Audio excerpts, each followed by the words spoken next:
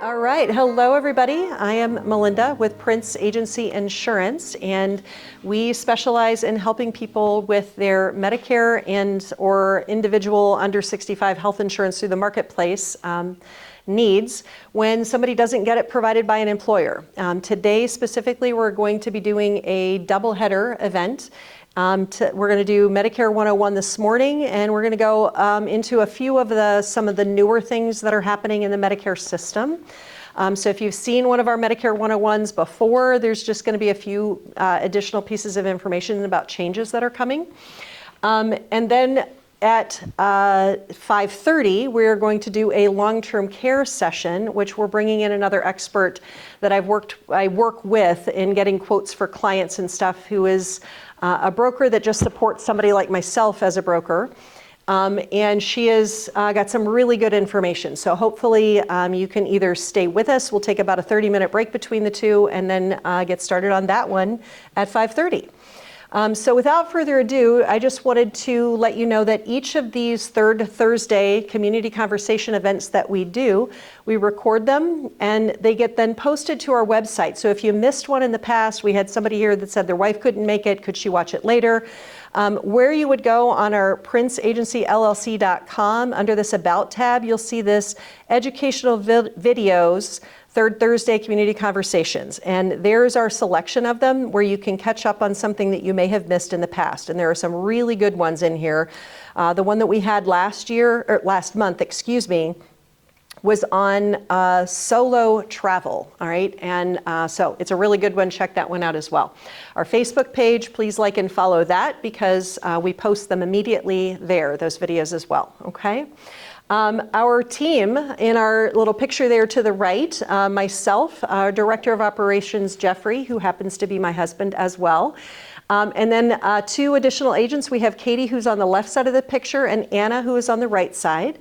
So that's our Prince Agency team to help when it's needed. And on to our Medicare 101 conversation, right? So whether you are going to be turning 65 soon and your mailbox is filling up with junk, or your phone is ringing off the hook, unfortunately there are many services, I'll call them, out there that purchase people's name and phone number. So when you're turning 65 years old, one of the first things I want to talk to people about is security, right? There's a lot of scammers out there that are after your information because it has a dollar value on the open market, right? So when you pick up the phone and you answer somebody that asks you questions about Medicare they could help you with, keep in mind that the majority of the time they are a lead generating company that is planning to sell your information. There is compliance around Medicare from the government that requires us who are licensed agents to get permission ahead of time before we talk to somebody about Medicare plans specifically, like any individual insurance company and a Medicare plan that they might offer. In order to obtain that, often they're calling to get permission to do that, right? And so when you say, yes, I'd like more information about that, you've audibly signed that, if you will, scope of appointment, and that allows them to then sell your information. So please be careful. We get people who have been enrolled in plans and get disenrolled or in other plans. It happens every year, multiple times, and we just want to make sure you're keeping your information protected. The next slide, there we go. All right, to make this a little bigger, I usually start with visuals. People are sometimes visual, sometimes not, but Medicare is so confusing and there are so many letters, the letters often help when they're visualized.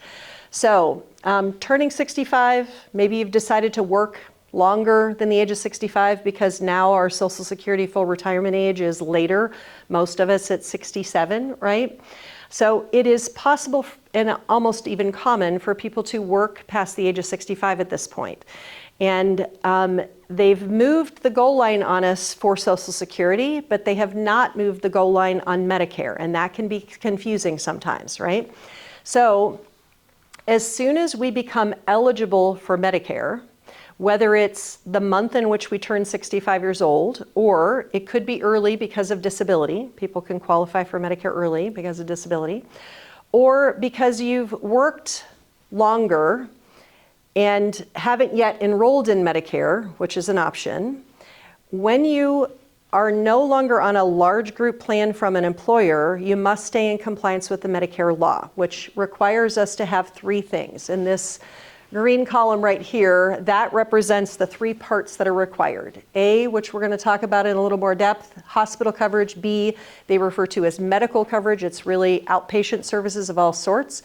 And then D, the pharmacy drug coverage. Those are the 3 parts that are required so we don't get fined later.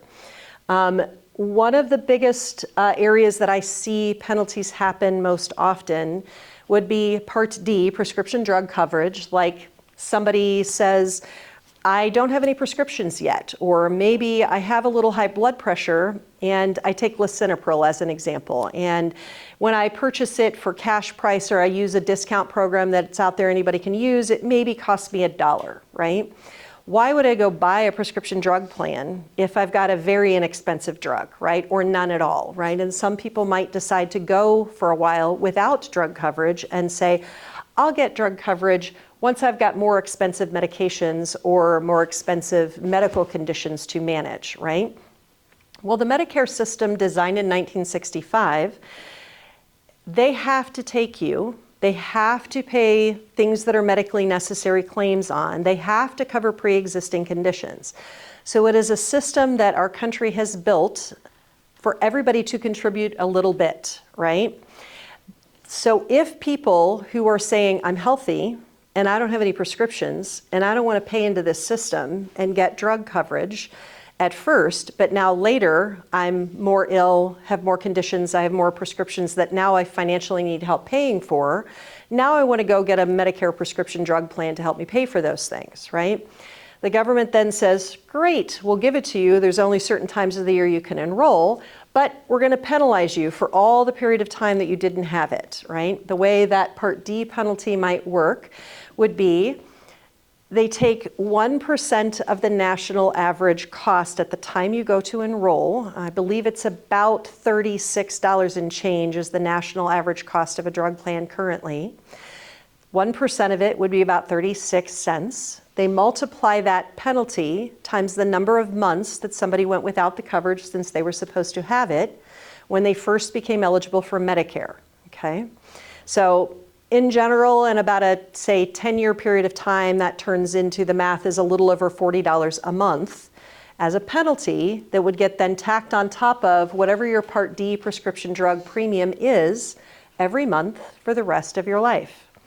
And because it is a percentage of a national average cost per year, every year the national average cost goes up, your penalty goes up with it, okay? So instead of our government going back and redesigning the Medicare system and saying, well, let's just take more tax dollars out of people's paychecks for higher Medicare tax to cover some of these costs, right? Instead, we're just going to penalize the person who didn't enroll and contribute along with everybody else when they should have at the beginning. So for better or worse, that's the system that we have. We do have standalone Part D drug plans that have actually no premium to them at this point. So it is possible to get enrolled in a drug plan. And in fact, there's a lot of people that are enrolled in them and they have adequate drug coverage for the drugs that they are on a $0 premium plan. So there is no reason to not comply with this law. It can only hurt you later is the bottom line. But making sure that we're choosing the plan that's most appropriate for your needs. From one year to the next, you can change a drug plan from one year to the next, okay? No questions asked, okay? But let's then back up and talk about original Medicare Parts A and B. You'll notice that I'm going to use that word over and over again, original. That's what we refer to A and B as, original Medicare, okay? A is the hospital coverage, and that very specifically is admitted to a hospital. Not just, it doesn't cover any outpatient services, even if they're done in a hospital setting. So as an example, let's say somebody goes into an emergency room presenting symptoms of a stroke, right? Often that can be from a blood clot. One of the things they might do commonly would be give blood thinners to break up a blood clot, right?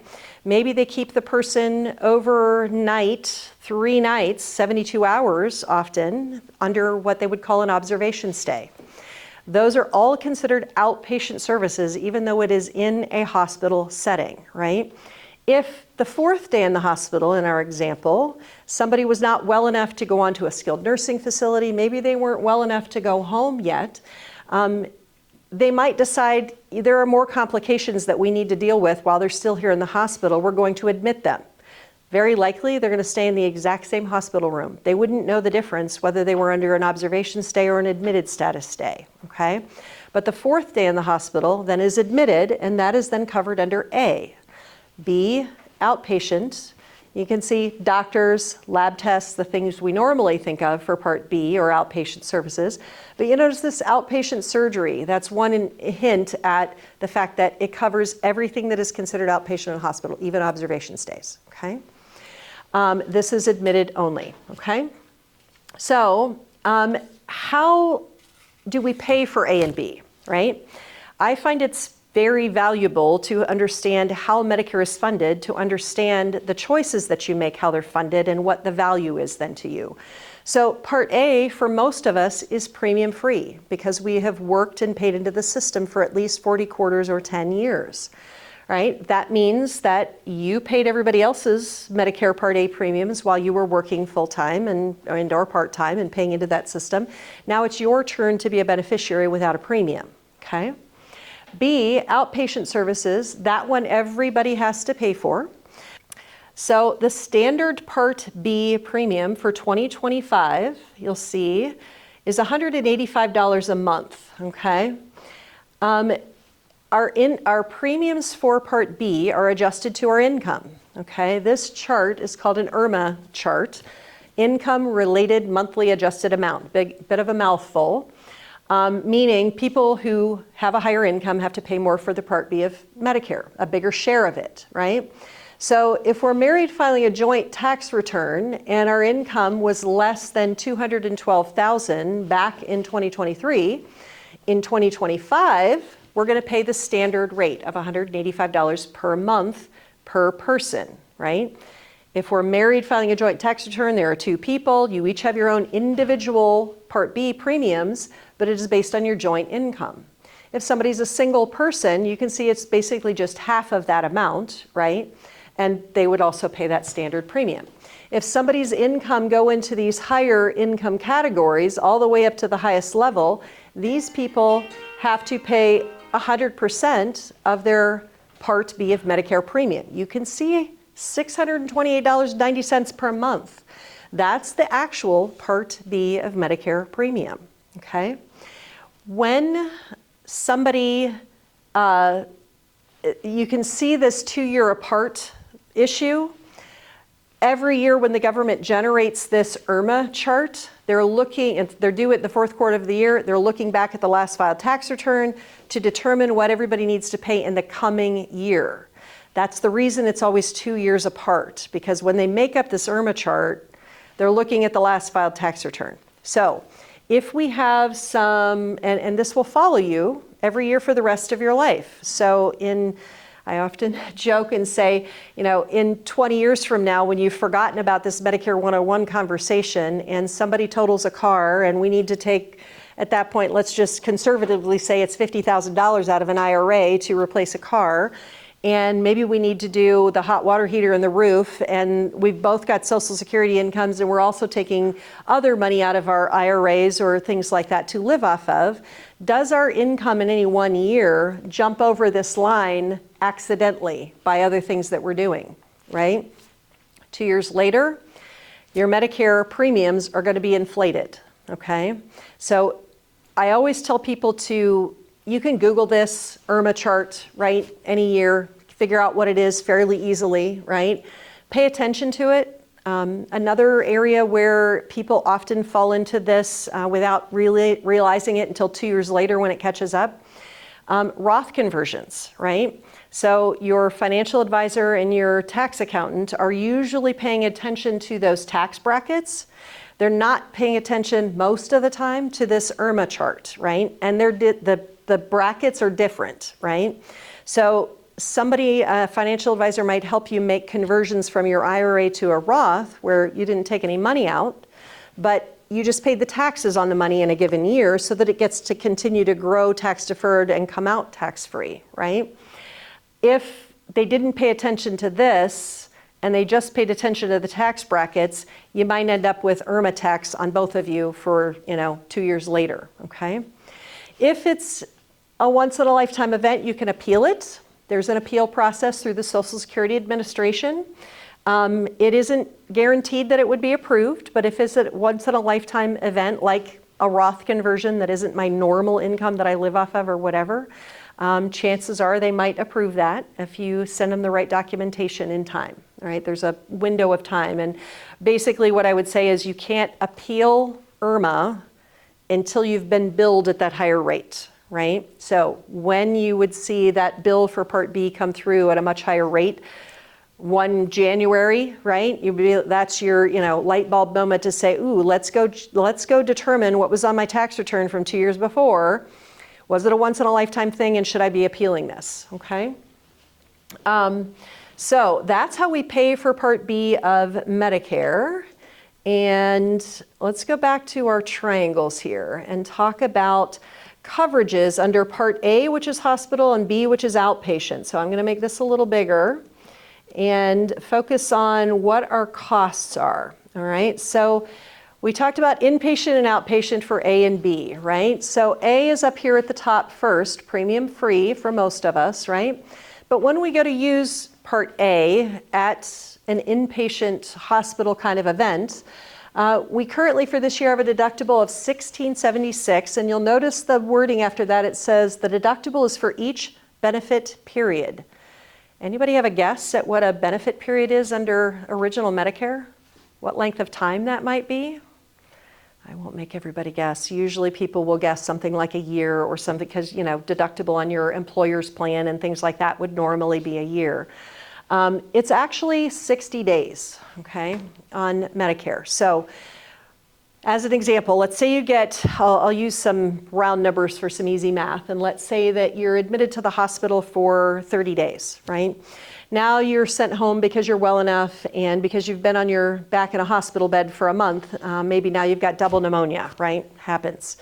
Get readmitted to the hospital, all right? Well, because you were readmitted within still 60 days of the last time you were admitted, it is the same benefit period and you do not get charged a new deductible. However, the number of admitted status days within that same benefit period continues to count on. So in our example, 30 days in the hospital, 3 days at home, now readmitted, the day you're readmitted is day 31 of that same benefit period. As soon as our number of admitted status days gets to 60, whether it's all at once or in a few parts because we were discharged and readmitted, we're then responsible for per day charges. So $419 per day for days 61 through 90. And then it goes, day 91 and beyond goes up to $838 per day. And you'll notice down here, it says that up to days 91 and beyond, we are only allowed 60 of those in our lifetime before Medicare just stops paying for our hospital coverage altogether, okay? Now, granted, rarely does it ever happen that people are on an admitted status stay in a hospital longer than 90 days, right? I think I had an aunt about 3 years ago that passed away that she made it to, I think it was day 93 in the hospital, something like that. So it doesn't happen very often, but it can. And we're only allowed day 91 and beyond, we're only allowed 60 in our lifetime. Okay. What's worse about the original Medicare system with benefit periods that start over every 60 days and per day charges that could rack up really fast? The worst part about original Medicare is there is no such thing as a maximum out of pocket for the year on your financial exposure. So group plans, I'm on an individual market plan. I have a high deductible plan, but once I've met my deductible and my max out of pocket for the year, I know that's my financial limit for the year. And even though it might be, mine happens to be this particular year, $7,200, right?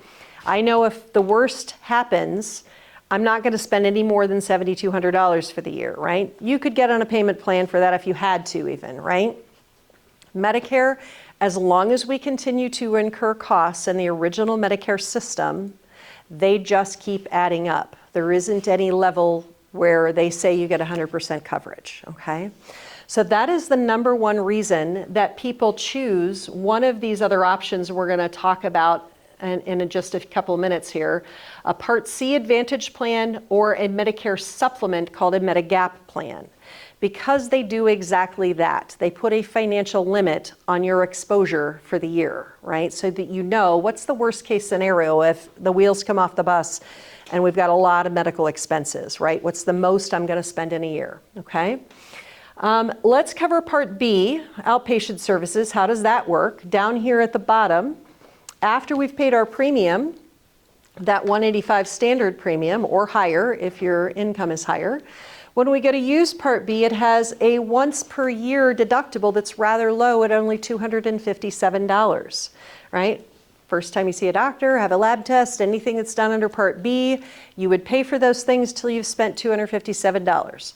Then it goes to 80-20 coinsurance, right? Medicare pays 80%. The Medicare beneficiary is responsible for 20% of, you'll notice it says, the Medicare approved amount. Well, if we have major medical health insurance through our employer or on our individual market plans or whatever, we have networks, right? You go to see an in-network provider, right? What makes somebody an in-network provider is the fact that they've actually signed a contract to accept your insurance company's in-network rates or fee schedule for everything for that year. So as an example, last year, I ended up in the emergency room needing an MRI after that because I had sciatic nerve issues, right? So my MRI was billed out at about $2,500, right? The in-network rate with my insurance plan that I was on, negotiated rate, was about $385, right? The difference between those two, that lab in-network with my insurance plan, they have to write off the difference. They signed a contract to do so, right? I get billed at the lower negotiated rate. I pay the bill. It counts toward my deductible on my plan, right? Well, when it comes to the government under original Medicare, they do not sign any contracts ever with any providers. They don't negotiate rates ever, okay? What they do is they come back on that explanation of benefits and say, the Medicare approved amount is X amount of dollars, right? Let me take our example of our MRI, and I'm gonna use some round numbers to make our math real easy to understand. Let's assume that that $2,500 MRI, the Medicare approved amount was maybe $500, right?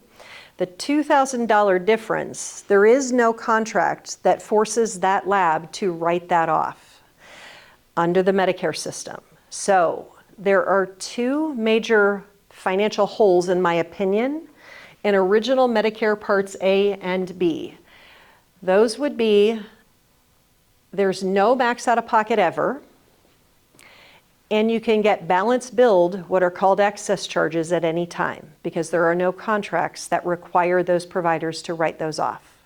So those are the two main reasons that people choose either a Part C Advantage plan or a Medicare supplement called a Medigap plan, because they both involve a private insurance company and stop balance billing of excess charges and put a financial ceiling or max out of pocket on our financial exposure for the year, okay?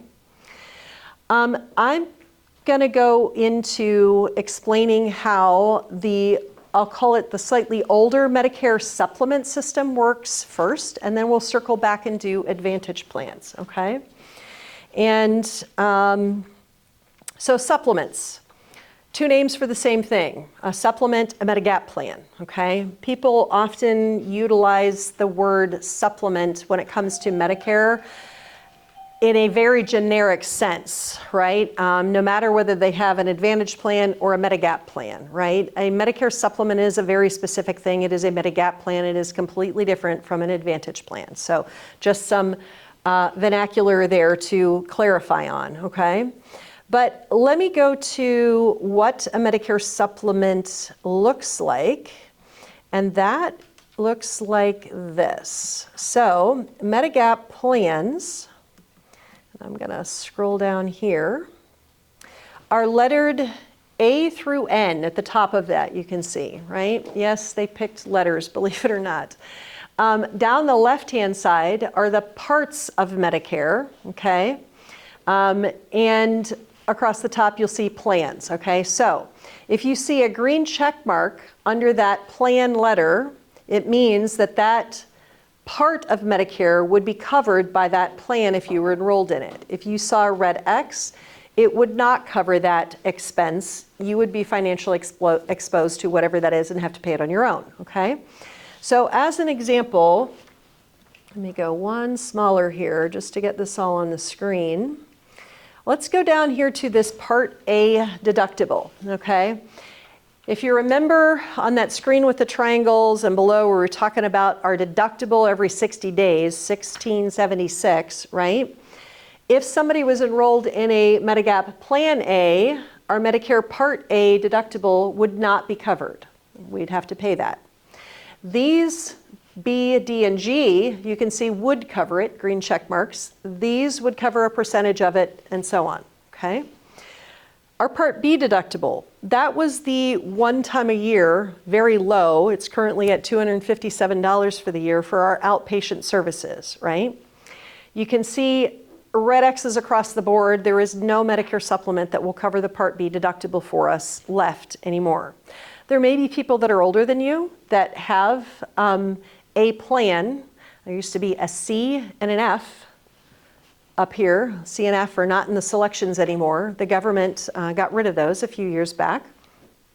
If somebody got a Plan F, they had to have a Medicare Part A effective date that predated January 1 of 2020. As long as they have a Medicare Part A that predates January 1 of 2020, they're in fact actually still eligible to enroll in an F, even today, if they wanted to, okay? But the rest of us that would have a Part A effective date that postdates that, we can't enroll in those plans anymore, and this is our selection, right? Main reason for that, the government basically decided they wanted everybody to participate at some level financially in their cost of care, because it maybe helps people make decisions to go to the doctor's office to get help instead of to the emergency room for the runny nose, as an example, right? And try to keep the costs down in the system.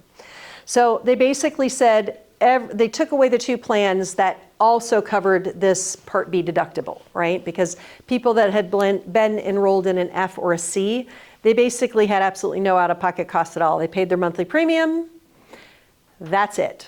So they didn't really care where they went to get care. What does it matter? It costs them the same no matter what, right? So these are the plans that we are left with.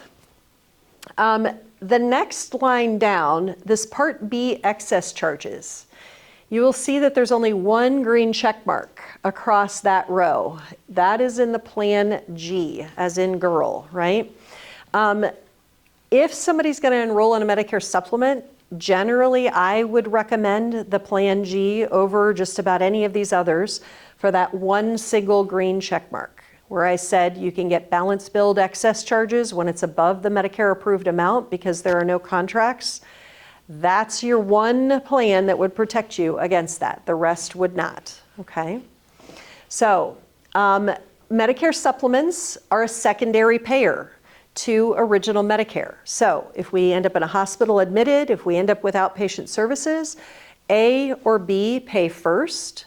They say that we are responsible for those charges that were left over in green that we talked about, like, you know, the A deductible, the whatever. We then pay a private insurance company to be a secondary payer on one of these Medigap plans to pick up the remaining costs depending on which plan we've chosen. If it's the G, it's basically going to pick up every leftover cost with one exception, the Part B deductible. That's currently the $257 once a year, okay? So on average, depends on where you are in the country, the zip code that you're in, whether you're a male or a female, all of these things change that premium of that Medigap plan. But I can tell you on average, they're probably right in about the $150 a month range for a Plan G for a 65-year-old, right? If you enroll in a G or any one of those other letters, Every year you have a birthday, you're going to get a happy birthday letter that says your premium is going up, right? So those premiums are going to continue to climb as you age, okay? Now, because Parts A and B pay first, and the supplement is a secondary payer, if A and B don't cover something, neither does your supplement. A supplement company or a Medigap plan, they don't make any decisions on their own. All they do is pick up the leftover cost after Medicare paid their portion first, okay? So what are things that are not covered by Medicare that your supplement wouldn't pick up either? Any guesses? Dental, vision. Maybe you've heard from other people that are already on Medicare things like free gym memberships, debit cards for over-the-counter items like vitamins and supplements and allergy pills and whatever. Those things are all going to be included over here when we talk about Advantage plans in a minute. They are not included in original Medicare Parts A and B. And if A and B don't include it, your supplement doesn't pay for it either, okay? Additionally, pharmacy drugs, prescriptions you buy at a pharmacy.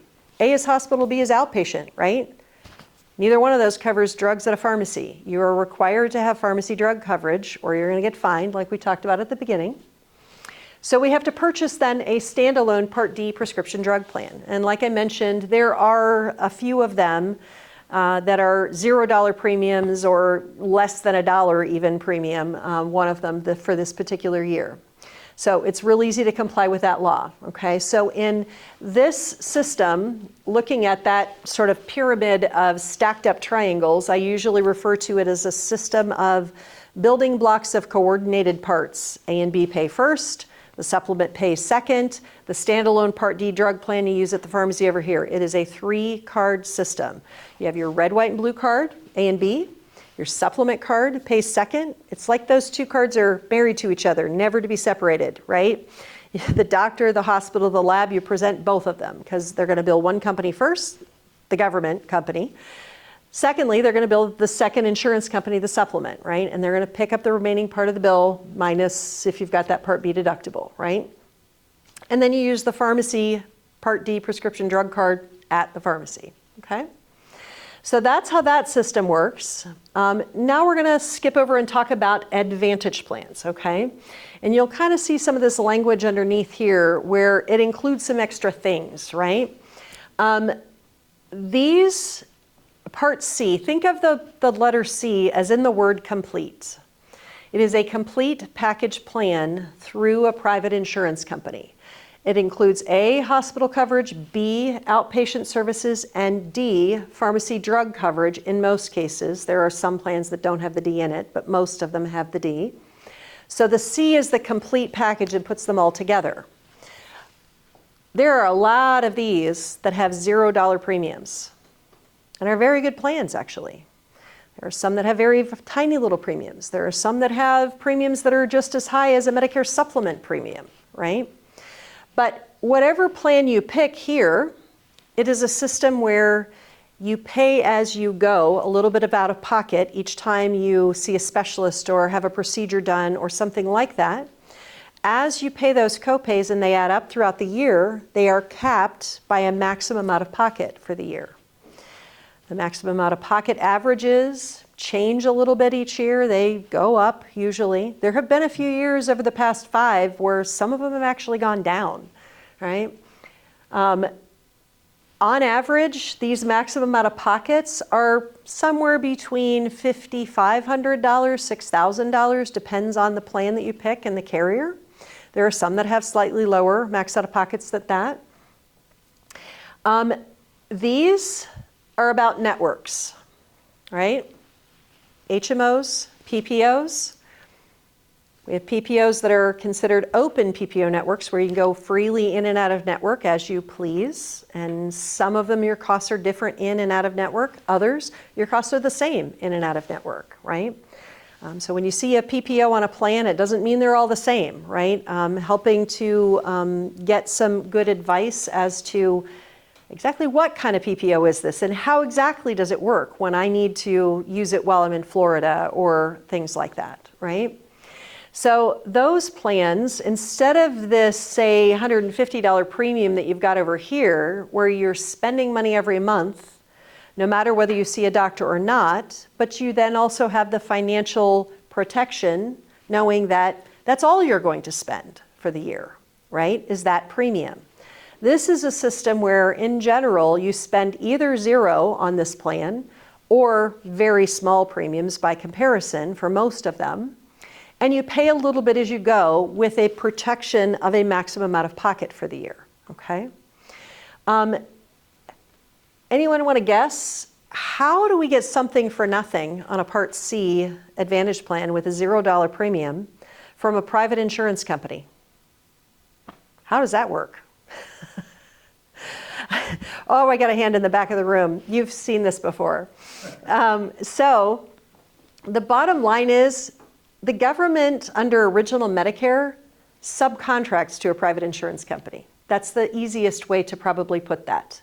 Over here in this system where we've got two payers, Medicare, the government, is responsible to pay your claims first. They are keeping all of your A and B premiums because they're financially responsible to pay those claims first.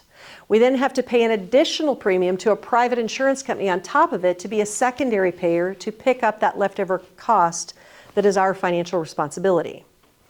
This is a single payer system where the government takes some portion of these A and B premiums that they're collecting mostly from the taxpayers, some from you and that $185 standard Part B premium, and they send it to an insurance company. Every Part C company that offers a Part C Advantage plan, the government rules are it has to be at least as good as Original Medicare, if not better. That's legally their rules for them. The government has to approve those plans every year. They don't get to just design them however they want. The government has to approve them, right?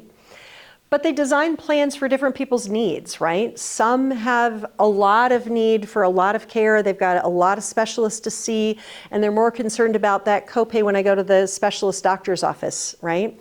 The next person might be very healthy, is still traveling a lot. They want freedom of in and out of network no matter where they are in the country, and maybe they want to focus more on preventative things, right? And there are more benefits built into a plan to help with those kinds of things, right?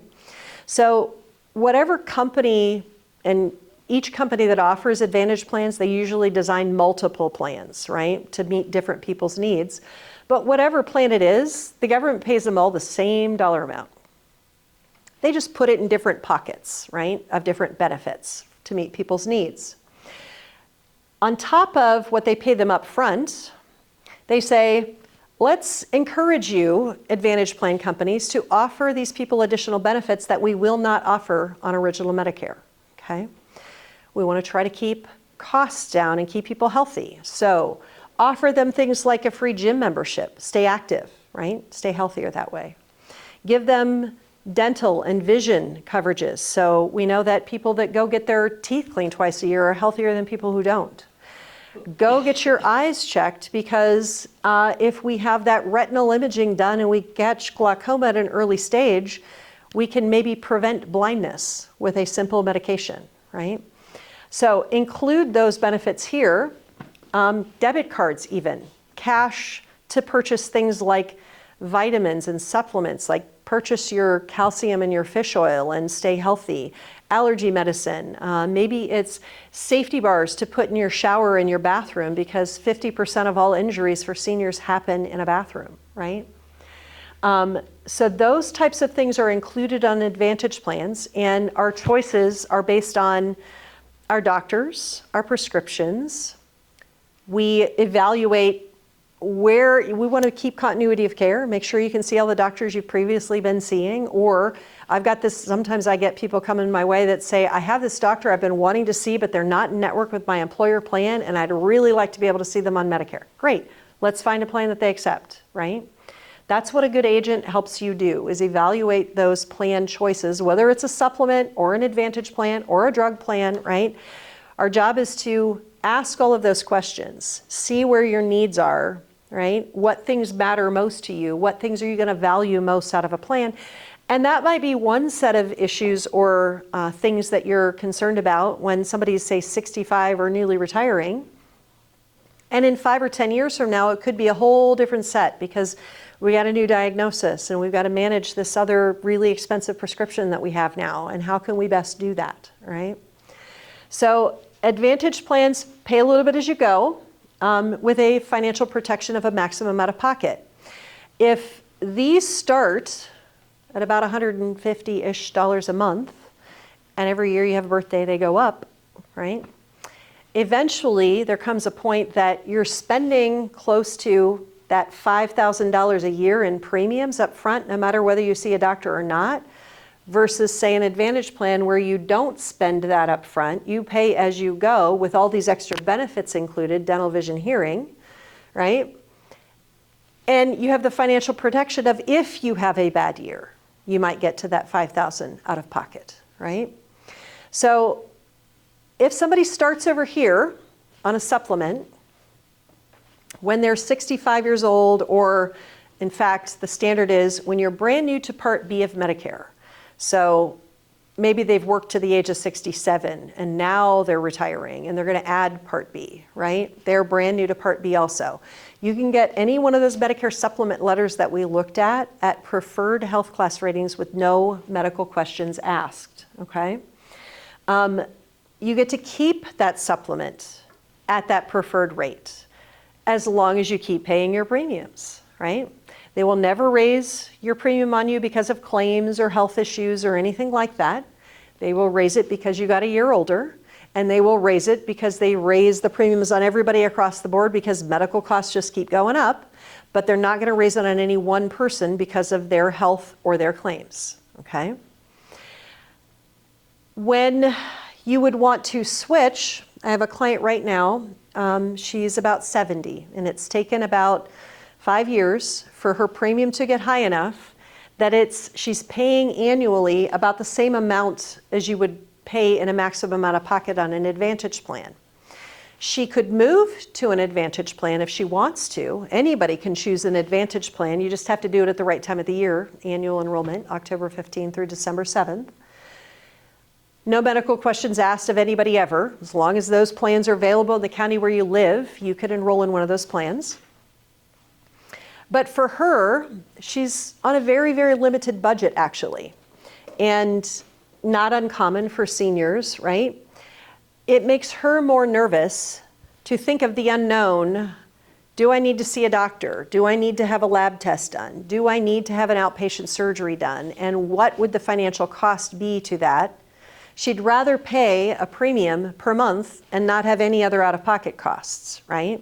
Even if the premium is high. For her, that's more financially settling, right? The next person would come along and say, why would I spend $5,000 up front, no matter whether I see a doctor or not, when I could save it most years, pay a little as I go, maybe in a bad year I get to that point, right? So you can kind of see how there is not a better or worse or right or wrong. It's different people, different choices, right? Often I will tell people when they're at the end of a Medicare 101 and if they are feeling like they can't decide between those two choices, I'll say, you know, when you lay your head on the pillow at night and you go to sleep, think about, am I more restful thinking I'm paying this premium even though it's higher, knowing I will have no other out-of-pocket costs? Or am I going to sleep better knowing I am not paying that high premium, I'm only going to pay if it happens, right? Different people, different choices, okay? But as her premium has risen and she's now spending annually in premiums about what she would have spent as in an out-of-pocket on an Advantage plan, we're considering choosing a different supplement, same letter G that she's been on, but let's choose a different company and you can go through a medical underwriting, meaning they get to ask questions and decide whether they want you or don't want you. Most carriers, there's one of 3 outcomes. One outcome is you made it through the underwriting, you're healthy enough. They say, yep, come on in, we'll take your business. We'll give you a new Plan G from a different company. Same coverage, lower premium. She's now 70 years old. She gets a preferred health class rating because she went through the medical underwriting, right? Second option, you're healthy enough but a tobacco user. That's usually called a standard rate, higher premium. It'd still take you, Excuse me. And the third option is declined altogether. They don't want your business because of whatever medical history they see that they don't like. It's too much of a financial risk, right? Preferred rates when you're brand new to Part B. As soon as you get 6 months past your Part B effective date, if you ever want to change a plan, supplement plan, you ever want to, or maybe you don't have one, but now you newly want one, and you're 6 months past your Part B effective date. All of those companies get to ask those medical underwriting questions and decide if they want you or don't want you, okay? So in this client example that I'm telling you about, 70-year-old female who's been on a Plan G since she was 65, we're going to try and get her underwritten. She's pretty healthy, doesn't take any prescriptions at this point. It's very likely she's going to get underwritten. We're going to get her a better premium on the same coverage. And she likes it, feels safer, okay? The next person might get to that point and say, you know what? I've barely seen the doctor in these past 5 years, and I'm sick of my neighbor bragging about her gym membership, right? I really want this instead. Let's just move over here, right? So again, it comes down to different people, different choices, okay? So if somebody starts over here, right, this $0 premium, or very low premium, depending on the plan that you pick, and you pay as you go, and most years it doesn't happen, and so forth. And let's say 5 years down the road, actually, I'm gonna use my stepfather as an example. My mother's here in attendance, but I had his permission before he actually passed away. I'm gonna use his example. When he and my mother, they married late in life, and when they first got together and he found out what I did for a living, he said, can you help me with two things? I want long-term care insurance, and I want a Medicare supplement. He was currently on an Advantage plan.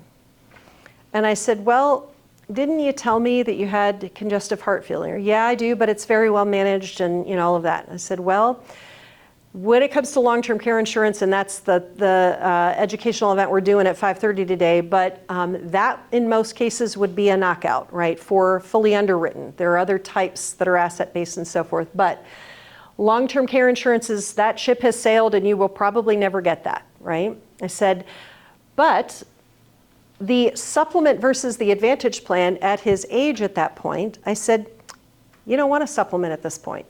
Even if you were healthy enough to make it through the medical underwriting process, here's an example of preferred rates at your current age. That's more than the max out of pocket on the Advantage plan that you're on. If you hit it in a bad year, I'm like, you don't want a supplement at this point, right? Based on your age and what the premium would be. He was happy with that, right? Understood. And then, I'll tell you, he went through, replaced both knees at the same time. Then he replaced another knee because one of them didn't take well. He did a shoulder. He had pacemaker implanted, which I think took an emergency room and maybe 2 surgeries. He had a stroke, right? All of that in probably a 5-year period of time. He didn't ever hit his max out of pocket once on his Advantage plan in that period of time. Now, he did actually pass with a cancer diagnosis, right? He chose not to treat and spent his time with us at the end. If he had chosen to treat and took 1 round of chemotherapy, he would have hit his max out of pocket on an Advantage plan with that. But that is probably the most likely way that people hit their max out of pocket on an Advantage plan. Certainly would be a cancer treatment issue, right? But it's actually rather difficult to get there in most years because most of the copays, you get like halfway there, maybe, something like that.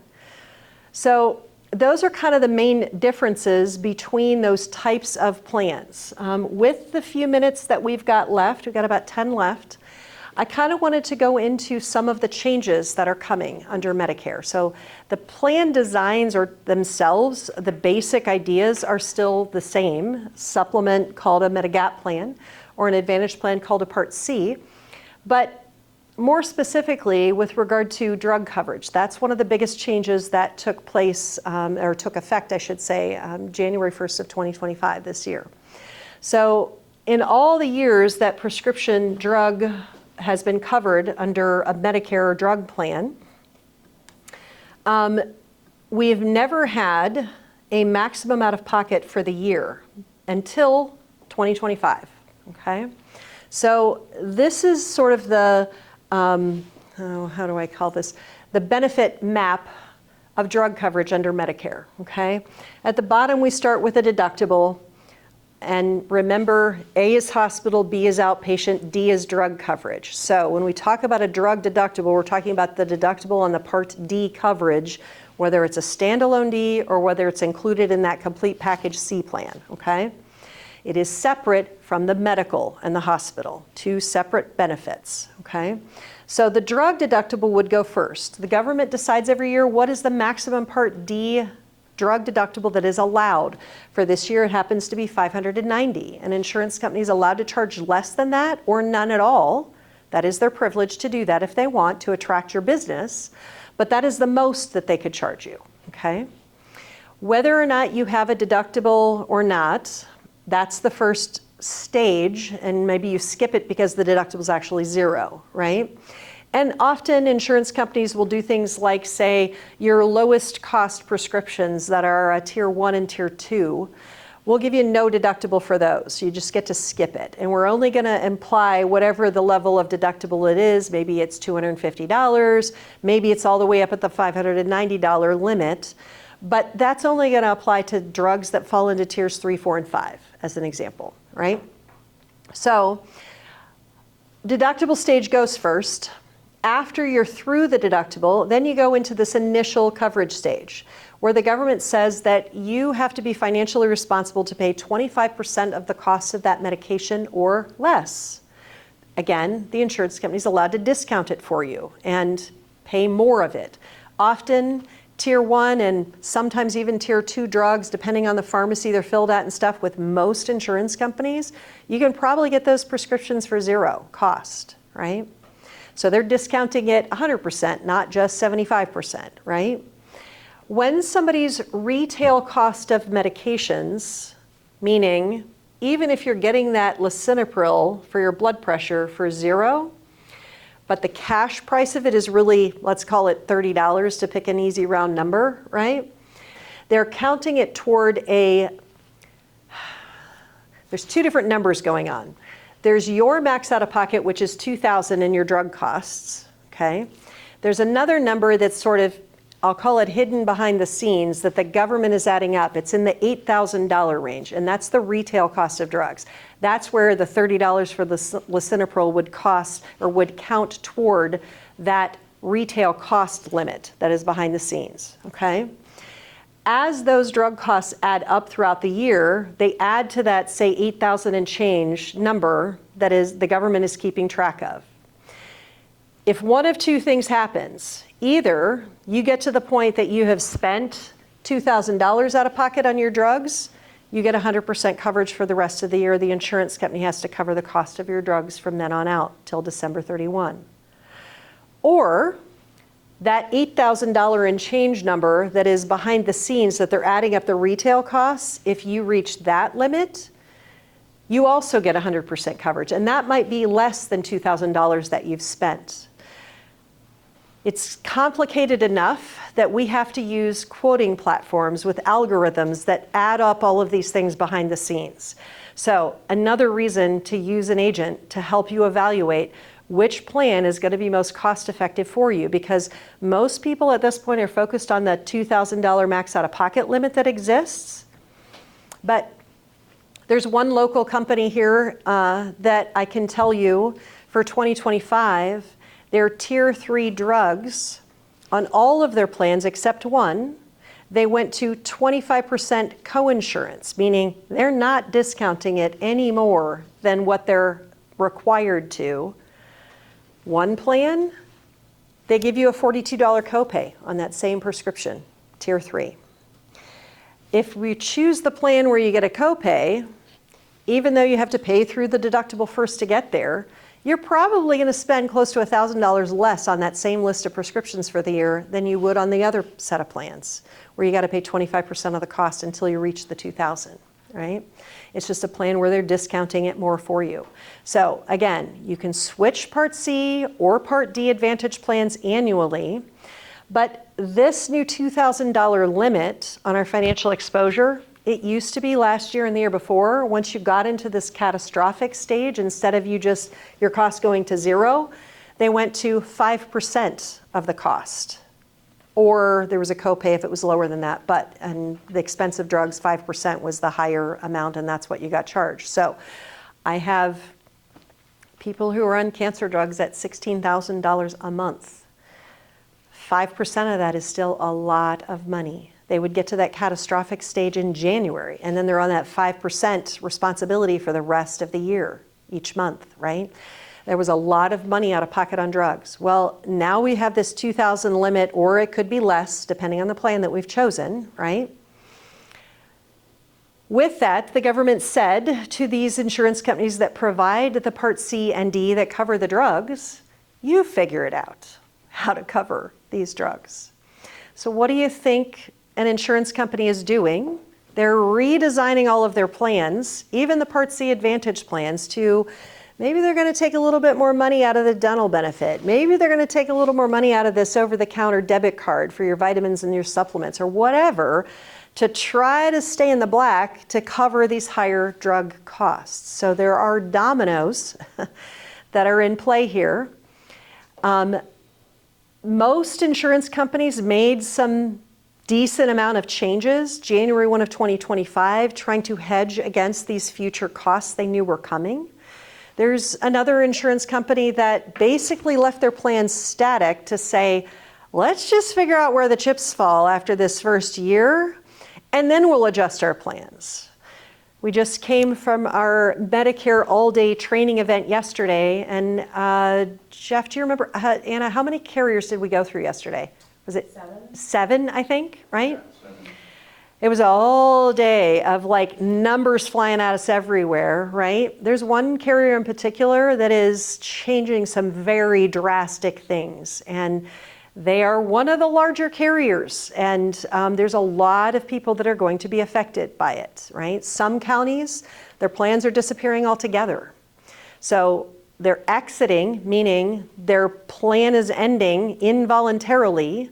They will get a special election period to choose a new plan. They're going to be notified by the insurance company and so forth. But if you hear of people that are in situations like that this coming, October, these notices are going to be coming. People are going to be lost and not know what to do. They've probably been on this plan for years. Please have them come get some free advice. Choose a plan that is most appropriate for their current needs, budget, all of those things, right? Time to switch up a plan. With that, I am literally right at time on the nose. Let's take maybe 5 minutes just in case anybody's got some questions, and if not, go ahead. Okay, we've had our same Part C Advantage plan for 3 years now. Okay. And it just so happened my wife and myself, it just so happened that we both benefited by the same plan. So okay, sure. Works great. So at what point should we come in and talk to you about seeing if we should change or not? So I'll tell you that we've got, sign-up slips that are just on the table in front of you, but for those maybe that might be attending at home or something, you can either send us an email, which, hang on a second, let me just go back to this last slide with our contact information there, where you could reach out. So you can either call the phone number 616-433-6636. If you need an appointment, I would suggest choose Jeffrey's extension. He is 111. He is kind of the quarterback of our team here and kind of helps jockey around who has availability and who might need to be seeing them sooner rather than later. You could do email, which is service@princeagencyllc.com, or you can get any of those things through our website as well, which is princeagencyllc.com. But to answer your question about timing, I will tell you that my calendar is probably close to 90% booked for enrollment season already. So sooner rather than later. There's availability on the other team. I mean, we could do a review now, but we would be reviewing current year plans. We don't have next year's plans that we're legally allowed to share or tell people about until October 1st.